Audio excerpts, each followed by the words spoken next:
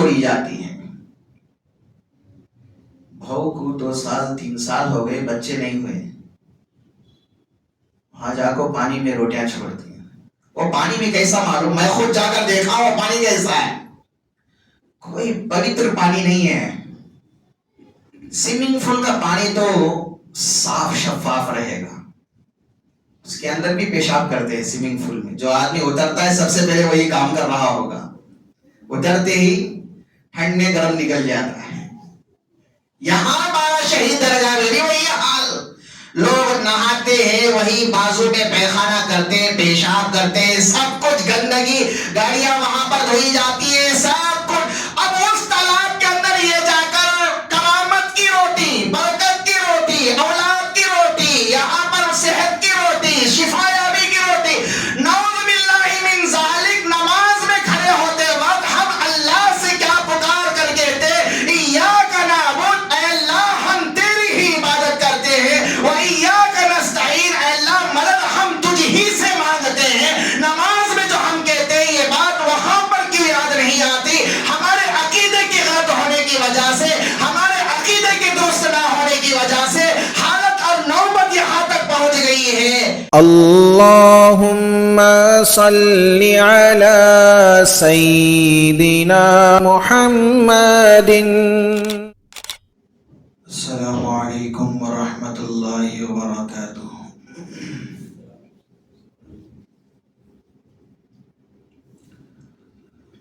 الحمد للہ، الحمد للہ نحمده ونستعینه ونستغفره ونؤمن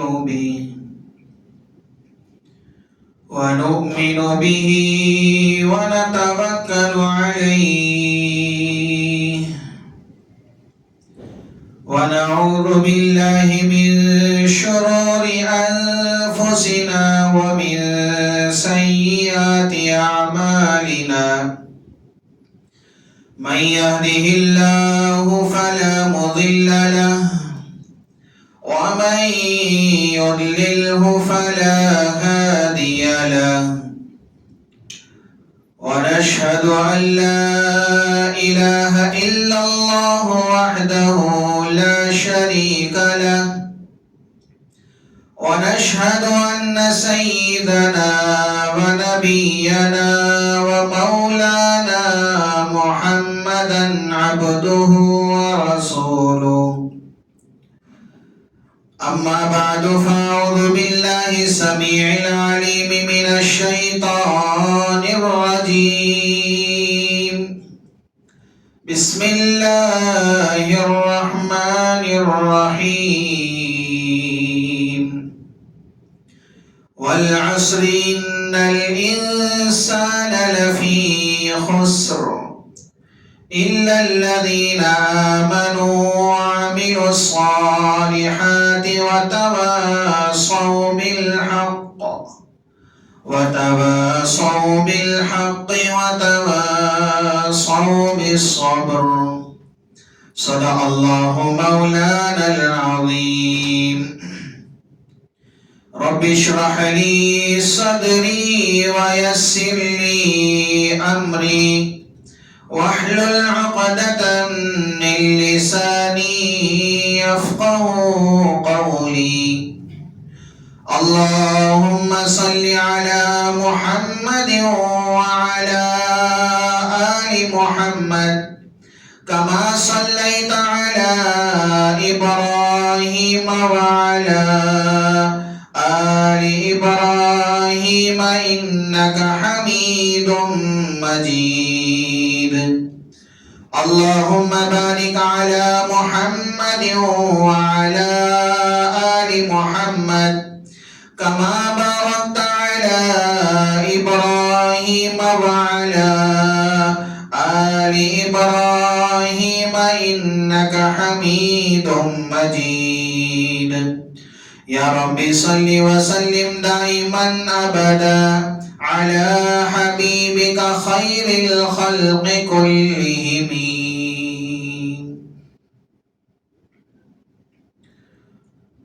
معزز سامعین کرام،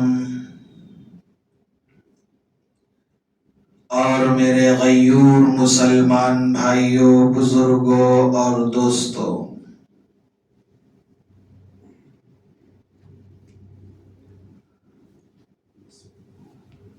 محرم الحرام کا مہینہ چل رہا ہے۔ یہ مہینہ بہت ہی بابرکت اور عظمتوں والا مہینہ ہے۔ اللہ رب العزت نے سال کے 12 مہینے بنائے،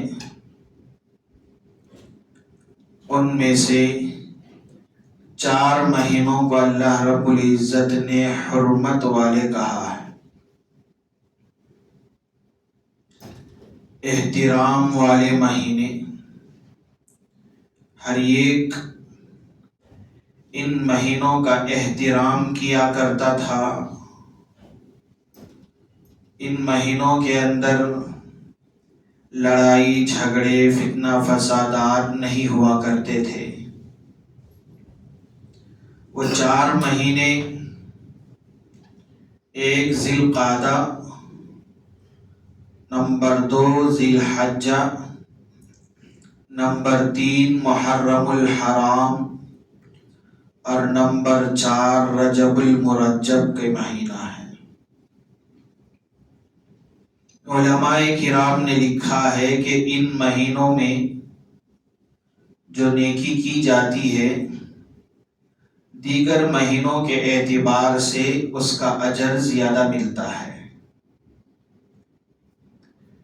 ان مہینوں میں کوئی گناہ کر بیٹھتا ہے تو دیگر مہینوں کے اعتبار سے اس مہینے میں گناہ کی پکڑ بھی بہت سخت ہوتی ہے۔ تو اس اعتبار سے ہمیں چاہیے ان مہینوں کی قدر کرنے کی اور اس میں زیادہ سے زیادہ نیک اعمال کرنے کی کوشش کیا کریں۔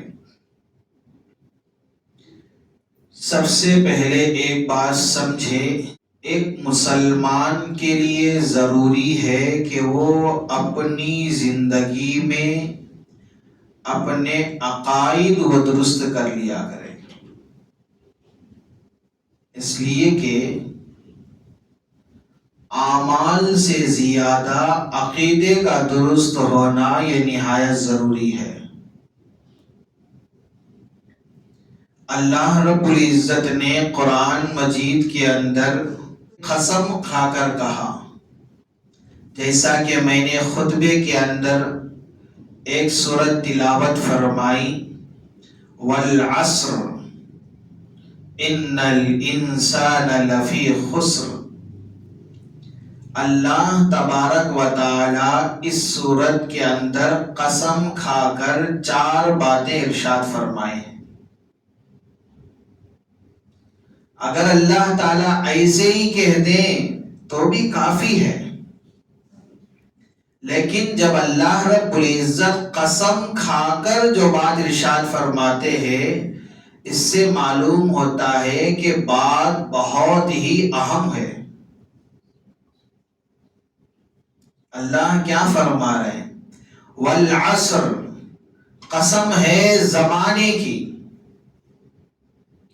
ان الانسان لفی خسر، یقیناً انسان خسارے میں ہے، گھاٹے میں ہے، نقصان میں ہے۔ لیکن نقصان سے بچنے والے کون ہیں؟ اللہ رب العزت آگے ارشاد فرمائے۔ یہاں پر سمجھنا یہ ہے کہ کامیاب لوگ وہ ہیں الا الذین آمنوا، جو لوگ ایمان لائے۔ کیا مطلب ہے؟ جس کا عقیدہ درست ہو، عقیدہ صحیح ہو، وعاملوا الصالحات، نیک اعمال کرے۔ نیک اعمال کیسے کرنی ہے؟ سنت کے مطابق۔ وتواصوا بالحق، صحیح عقیدہ اور مسنون اعمال کی دعوت دے. وتواصوا بالصبر، صحیح عقیدہ اور مسنون اعمال کی دعوت دینے پر جو مشکل پیش آئے گی، جو پریشانیاں آئیں گے، حالات آئیں گے، مصائب آئیں گے، ان حالات اور مصائب اور پریشانیوں پر صبر کیا کریں. یہاں پر سب سے پہلے ایک بات سمجھیں کہ اللہ رب العزت سب سے پہلے ہمیں کس بات کا حکم دے رہے ہیں. سب سے پہلے اللہ رب العزت کیا بات ارشاد فرما رہے ہیں؟ سب سے پہلی بات اپنے عقیدے کی درستگی. عقیدہ درست، اعمال قابل قبول. عقیدہ درست نہیں ہے تو اعمال کی کوئی اہمیت نہیں رہے گی. عقیدہ جنت میں لے جانے کا ذریعہ ہے. عقیدہ اگر آدمی کا درست ہے لیکن اس کی زندگی کے اندر ایک نیکی بھی نہیں ہے، عقیدہ درست ہے لیکن ایک نیکی بھی زندگی کے اندر نہیں ہے، ایک نیک اعمال بھی زندگی کے اندر نہیں ہے، پھر بھی اللہ تعالیٰ اس کو جنت میں داخل فرمائیں گے. لیکن عقیدہ کسی آدمی کا درست نہیں ہے، عقائد کے درست نہ ہونے کی وجہ سے اس کی زندگی میں نیک اعمال چاہے اتنے زیادہ ہو کہ زمین اور آسمان کے درمیان کی پوری جگہ کو نیکیوں سے بھر دے رہے ہو، تب بھی وہ آدمی جنت میں نہیں جا سکتا. اس سے کیا بات معلوم ہوئی؟ اس سے یہ بات معلوم ہوتی ہے کہ اعمال سے زیادہ عقیدے کا درست ہونا یہ نہایت ضروری ہے. اس بات کو سمجھنے کے لیے دو مثالیں سمجھیں تاکہ بات پوری طور پر سمجھ میں آ جائے. اللہ رب العزت نے عقیدے کا محل دل کو بنایا ہے. عقیدے کا محل دل کو بنایا ہے اور اعمال کا محل ظاہری جسم کو بنایا ہے. مثال کے طور پر کسی آدمی کے پاس کوئی قیمتی چیز ہے، نہایت قیمتی ہے. اب اس کی حفاظت آدمی کیسے کرے گا؟ مثلا ایک ہیرا کسی کے پاس ہے، اب ہیرا آدمی کہاں رکھے گا؟ کیا گھر کے بیچ میں جا کر رکھ دے گا؟ نہیں، بلکہ گھر میں جائے گا، سب سے پہلے بیروا کھولے گا، اس کے اندر جو لاکر ہوگا اس کو کھولے گا، اس کے اندر ایک اور لاکر ہے تو اس کو بھی کھول کر چھپا کر رکھے گا. کیوں؟ اس لیے کہ ہیرے کی اہمیت آدمی کے پاس ہے، ہیرے کی اہمیت انسان کے پاس ہے. تو جب اہمیت اس کے پاس ہے تو اس کی حفاظت کی فکر بھی اسی معنی میں آدمی کرے گا. تو میرے بھائیوں، عقیدے کا محل اللہ رب العزت نے دل کو بنایا ہے اور اعمال کا محل اللہ رب العزت نے ظاہری جسم کو بنایا ہے.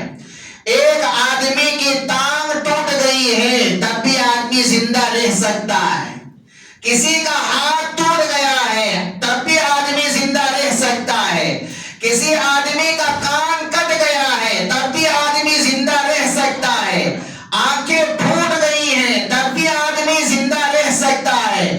لیکن دل کا کوئی حصہ کٹ گیا یا کوئی حصہ ختم ہو گیا یا کوئی حصہ خراب ہو گیا تو آدمی کا جینا مشکل ہو جاتا ہے.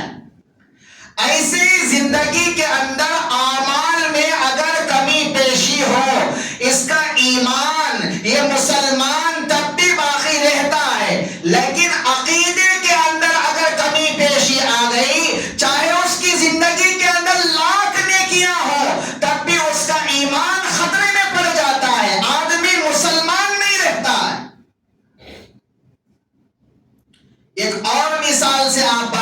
ہے. عقیدے کی مثال ہے تعداد کی، اعمال کی مثال ہے صفر یعنی کہ زیرو. تعداد 1 2 3 4 5 اس کو تعداد کہتے ہیں. صفر یعنی کہ سننا.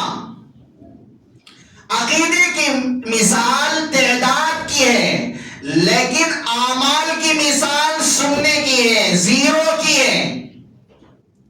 اب آدمی زیرو لکھا، اس کے بعد ایک اور زیرو، ایک اور صفر، 10 صفر 10 زیرو ترتیب سے لکھ دیا. اب پوچھا کہ بھائی یہ کتنا ہے تو آپ کیا کہیں گے کہ بھائی یہ تو کچھ نہیں ہے، اس کی کوئی قیمت نہیں ہے، اس کی کوئی اہمیت نہیں ہے.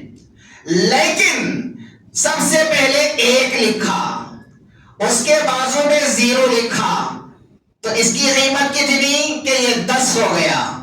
ایک اور زیرو لکھا تو قیمت 100 ہو گئی. ایک اور زیرو، 3 زیرو لگا دیا 1000. ایک اور بڑھایا 10,000. ایک اور بڑھایا لاکھ. گویا کہ ایک جو تعداد ہے، عدد ہے، اس کی اہمیت اتنی زیادہ ہے، اس کے بعد جتنے زیرو صفر آپ لگاتے جائیں گے اہمیت قیمت اتنی زیادہ بڑھتی جائے گی. آپ صرف زیرو ہی لکھتے جائیں، سامنے کوئی قیمت نہیں ہے تو اس کی کوئی اہمیت نہیں، اس کی کوئی قیمت نہیں ہے. تو ایسے ہی ہے کہ عقیدہ عدد کے مانند ہے، تعداد کی اس کی مثال ہے. ایک کی مثال گویا کہ جب اس کے سامنے جتنے صفر جتنے زیرو لگتے جائیں گے گویا کہ ایک کی اہمیت بڑھتی جائے گی. یہ ہے عقیدہ. اور بقیہ جو کچھ ہے یہ ہے اعمال. تو اس لیے ہمیں سمجھنی یہ ہے کہ ہماری زندگی میں اعمال سے زیادہ اہمیت عقیدے کی ہے. تو آج ہمارا زور، آج ہمارا پورا فوکس، آج ہماری پوری توجہ کس پر ہے؟ ہماری توجہ اعمال پر ہے. ہماری توجہ اگر نہیں ہے تو عقیدے کے اوپر نہیں ہے. ہماری فکر نہیں ہے تو عقیدے کی فکر نہیں ہے. اللہ رب العزت ارشاد فرماتے ہیں اِلَّا الَّذِينَ آمَنُوا وَعَمِلُوا الصَّالِحَاتِ. نیک اعمال کا بیان بعد میں ہے، پہلے عقیدے کی درستگی یہ ضروری ہے. اسلام کے 5 ارکان اللہ کے رسول صلی اللہ علیہ وسلم نے جو بتائے ہیں ان میں سب سے پہلا رکن کیا ہے؟ شہادت اللہ الہ الا اللہ. سب سے پہلے اللہ کے سوا کوئی معبود نہیں ہے اس بات کی گواہی دینا ہے. پہلے عقیدے کی درستگی ہے.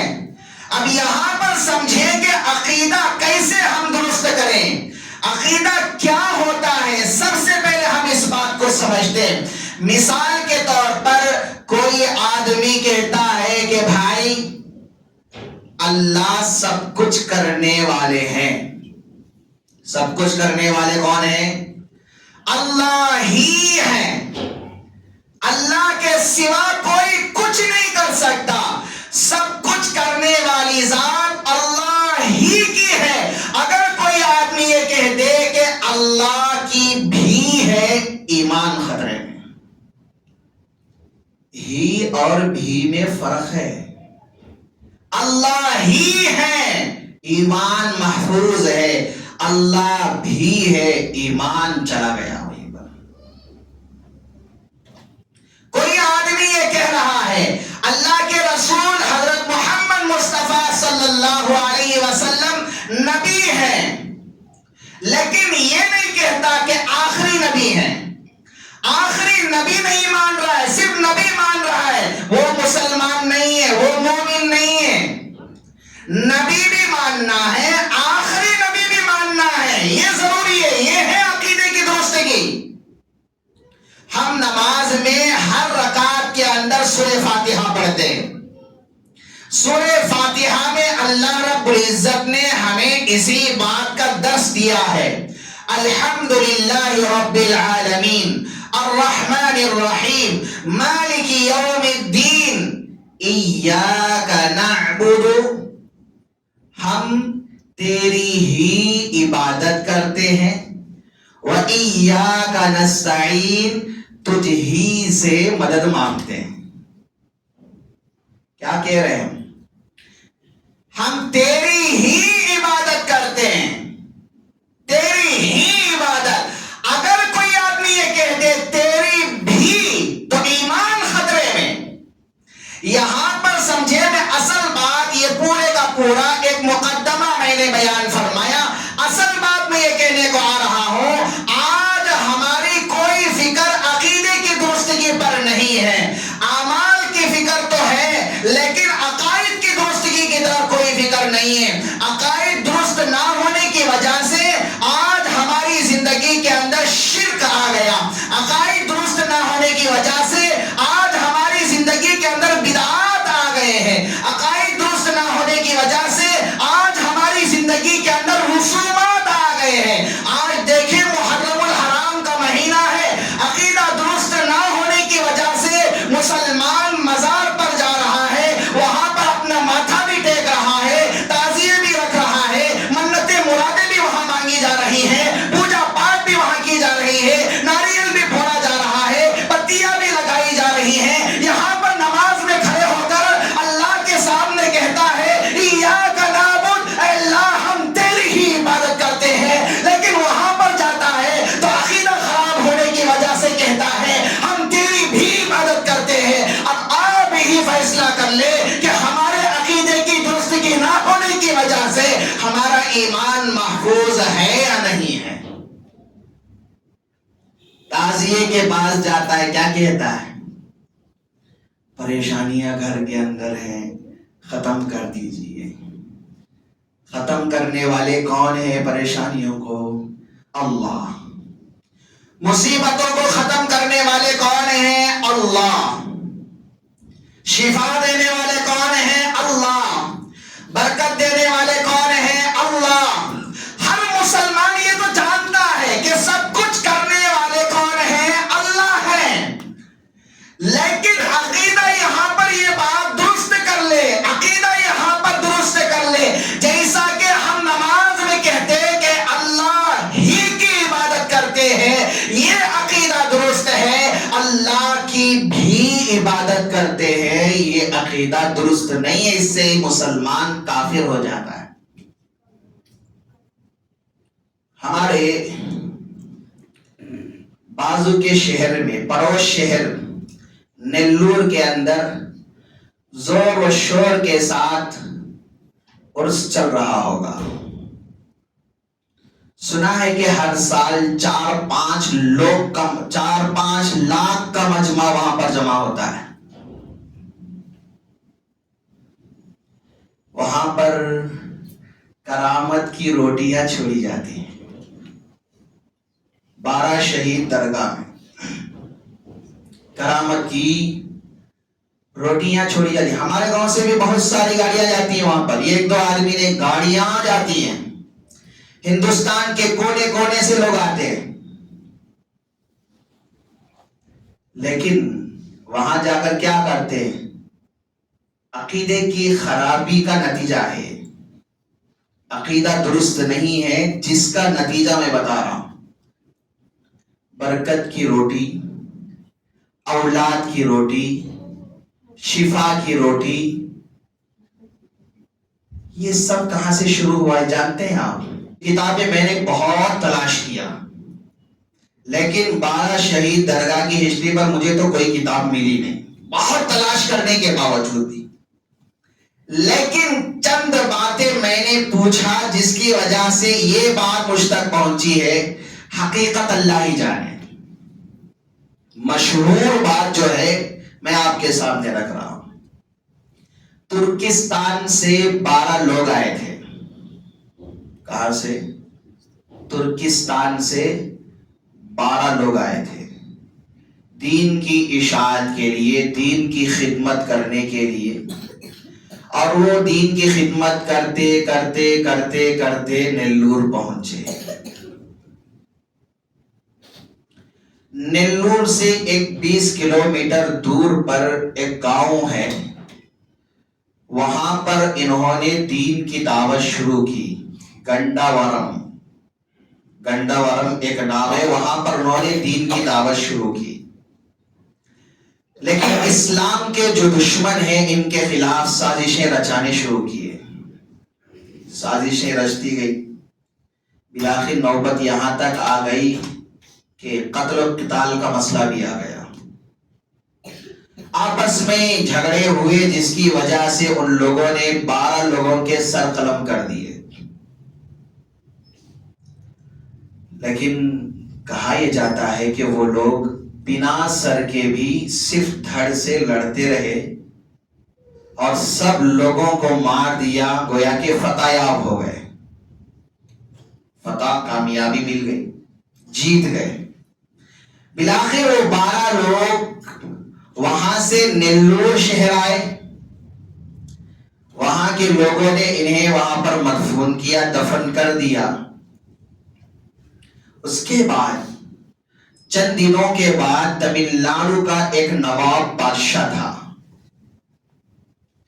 جس کی بیوی کی طبیعت بہت سخت ناساز تھی. پریشان تھا کہ علاج نہیں ہو پا رہا ہے، کیا کروں. بلاخر اس کی بیوی نے ایک دن بشارت دیکھی کہ کوئی کہہ رہا ہے کہ آپ نیلور شہر پہنچے، 12 شہید کے مزاروں پر آپ جائیں اور وہاں پر اپنی منت مرادیں سامنے رکھیں. وہاں پر کیا ہے، اپنی مراد پیش کرے، منتیں مانگے، تمہیں شفا مل جائے گی، صحت یابی مل جائے.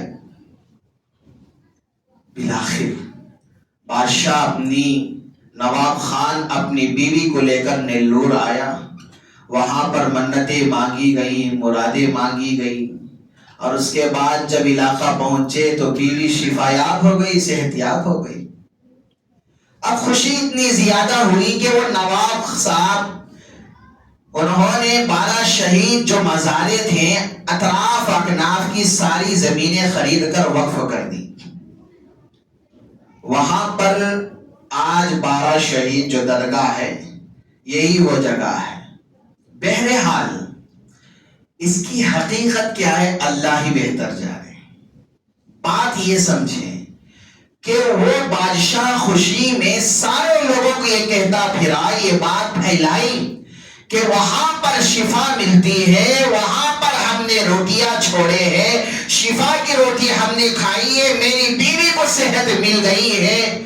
وہاں سے یہ وبا پھیلی، یہ کیا ہے، وہاں سے فتنہ پھیلا. وہاں سے یہ فتنہ اتنا پھیلا کہ آج صرف مسلمان نہیں، غیر مسلم کیا ہے، ہر ایک سکھ اور کیا کرسچن ہر ایک وہاں پر آتا ہے. کم و بیش ہر سال 4-5 لاکھ کا مجمع وہاں پر جڑتا ہے اور وہاں پر کیا ہے، روٹیاں چھوڑی جاتی ہیں. بہو کو 2 سال 3 سال ہو گئے، بچے نہیں ہوئے، وہاں جا کو پانی میں روٹیاں چھوڑتی ہیں. وہ پانی میں کیسا معلوم، میں خود جا کر دیکھا وہ پانی کیسا ہے، کوئی پوتر پانی نہیں ہے. سوئمنگ پول کا پانی تو صاف شفاف رہے گا، اس کے اندر بھی پیشاب کرتے ہیں. سوئمنگ پول میں جو آدمی اترتا ہے سب سے پہلے وہی کام کر رہا ہوگا، اترتے ہی ٹھنڈ میں گرم نکل جاتا ہے. یہاں 12 شہید درگاہ میں بھی وہی حال، لوگ نہاتے ہیں وہی بازو میں پیخانہ کرتے ہیں، پیشاب کرتے ہیں، سب کچھ گندگی، گاڑیاں وہاں پر دھوئی جاتی ہیں، سب کچھ. اب اس تالاب کے اندر یہ جا کر کرامت کی روٹی، برکت کی روٹی، اولاد کی روٹی، یہاں پر صحت کی روٹی، شفا یابی کی روٹی. نعوذ باللہ من ذالک. نماز میں کھڑے ہوتے وقت ہم اللہ سے کیا پکار کر کہتے، ایاک نعبد، اے اللہ ہم تیری ہی عبادت کرتے ہیں، وایاک نستعین، اے اللہ مدد ہم تجھ ہی سے مانگتے ہیں. نماز میں جو ہم کہتے ہیں یہ بات وہاں پر کیوں یاد نہیں آتی؟ ہمارے عقیدے کی غلط ہونے کی وجہ سے، ہمارے عقیدے کے درست نہ ہونے کی وجہ سے حالت اور نوبت یہاں تک پہنچ گئی ہے کہ شرک کرنے کے لیے بھی مسلمان آج کوئی ہچکچاتا نہیں ہے، آگے بڑھتا جا رہا. تو میرے بھائیو یہ سارے کام سراسر غلط ہیں. بچے دینے والا اللہ ہے، حضرت ابراہیم علیہ السلام کو 1-2 سال نہیں بلکہ علماء نے لکھا ہے کہ 80 سال سے کچھ زائد ہو گئے، اللہ تعالیٰ نے 80 سال کے بعد اولاد عطا فرمائی۔ تو بہرحال فرشتوں نے آ کر حضرت ابراہیم علیہ السلام کو بشارت دی ہے، اولاد دینے والے اللہ ہے، شفا دینے والے اللہ ہے، مدد کرنے والے اللہ ہے۔ حضرت یونس علیہ السلام مچھلی کے پیٹ میں مدد کس سے پکارے؟ اللہ سے۔ حضرت ایوب علیہ السلام بیماری میں ہے، مدد کس سے مانگے؟ اللہ سے۔ حضرت ابراہیم علیہ السلام آگ میں ڈالے جانے کے قریب ہے، مدد کس سے مانگے؟ فرشتے مدد کرنے تیار، مخلوقات مدد کرنے کے لیے تیار، لیکن مدد کس سے مانگے؟ صرف اللہ سے، کسی اور سے مدد نہیں مانگے۔ میرے بھائیوں، عقیدہ اگر ہمارا آج درست رہا، شرک سے ہم بچ سکتے ہیں، بدعات سے، رسومات سے، خرافات سے ہم بچ سکتے ہیں۔ اس لیے سب سے پہلے عقیدہ ہم یہ سمجھیں، سب کچھ کرنے والی ذات صرف اللہ رب العزت کی ہے، اللہ کے بغیر کوئی کچھ نہیں کر سکتا۔ یہ اپنا عقیدہ ہم درست کریں۔ آج کل نوبت یہاں تک آ گئی ہے کہ مسلمان تعزیے کے پاس تو دور کی بات، گنگا کے پاس جا کر پوجا کر رہا ہے، طواف کر رہا ہے، اپنی بیوی کو برقع پہنی ہوئی، اس کی بیوی چھوٹے بچے کو ساتھ لے کر، میں نے خود دیکھا ہے کہ وہ گنگا ماں کا طواف کر رہے ہیں تینوں۔ اللہ، نام مسلمان کا کام کس کا ہے؟ سوچنے والا مقام ہے کہ اللہ تعالیٰ ہم سے نہیں پوچھیں گے؟ میرے محلے میں ہوتے ہوئے جب کوئی آدمی اس طرح کرے تو کیا اللہ مجھ سے نہیں پوچھیں گے؟ پوچھیں گے۔ ہماری ذمہ داری ہے کہ ہم روکیں۔ ایمان کا مقام اور درجہ اللہ کے نبی صلی اللہ علیہ وسلم نے ارشاد فرمایا، من رأى منکم منکرا فلیغیرہ بیدہ۔ اللہ کے رسول صلی اللہ علیہ وسلم فرماتے ہیں کہ اگر کوئی ناجائز کام تمہارے سامنے ہونے لگے، شریعت کے خلاف کوئی کام کرنے لگے، شریعت کے خلاف کوئی عمل کرنے لگے، تو سب سے پہلے تم سے ہو سکے تو تم ہاتھ سے روکو۔ فَإِن لَّمْ يَسْتَطِعْ فَبِلِسَانِهِ، اگر تم سے ہاتھ سے روکنے نہیں ہو رہا ہے، تمہارے اندر اتنی ہمت نہیں ہے، تمہارے اندر اتنی طاقت نہیں ہے، تمہارے اندر اتنی قوت نہیں ہے، تو کم سے کم زبان سے بول کر سمجھا کر تو روکا کرو۔ فَإِن لَّمْ يَسْتَطِعْ فَبِقَلْبِهِ، اگر زبان سے روکنے کی بھی طاقت نہیں ہے، اگر زبان سے کہہ کر سمجھانے کی بھی قوت نہیں ہے، تو کم سے کم اپنے دل کے اندر تو برا جانو کہ یہ جو عمل کر رہا ہے، یہ جو کام کر رہا ہے، یہ جو حرکت کر رہا ہے، یہ حرکت درست نہیں ہے، یہ کام درست نہیں ہے، یہ عمل درست نہیں ہے۔ اگر دل کے اندر برا سمجھ رہے ہو، وَذَلِكَ أَضْعَفُ الْإِيمَانِ، یہ دل کے اندر برا سمجھنا یہ ایمان کا سب سے کم تر درجہ ہے۔ اور آج ہماری حالت سمجھیں، دل کے اندر برا سمجھنا تو دور کی بات، تماشا دیکھتے ہم کھڑے رہتے ہیں۔ سچ بات ہے، آپ دیکھیں، بندے آپ نکلیں گے، تازیے نکلیں گے گلی گلی میں، پورا شہر لے کر گھومیں گے، دشمنان اسلام، لیکن ان کے اندر یہ ہمت، ان کے اندر یہ طاقت کون پیدا کر رہا ہے؟ کوئی اور نہیں، ہم لوگ ہی۔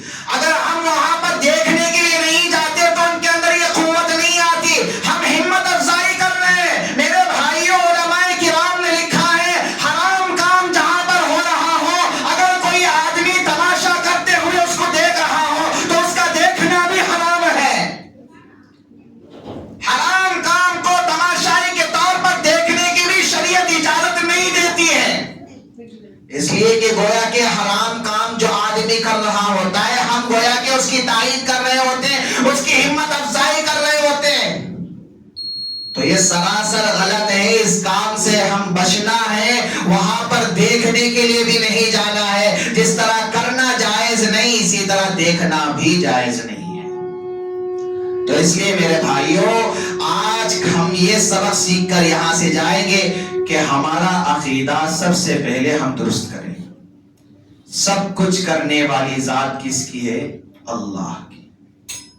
اللہ کے بغیر، اللہ کے علاوہ کوئی کچھ نہیں کر سکتا۔ یہ عقیدہ ہمارا درست ہو جائے۔ مدد مانگنی ہے تو صرف اللہ سے۔ اللہ کے رسول صلی اللہ علیہ وسلم نے کیا ارشاد فرمایا ہے؟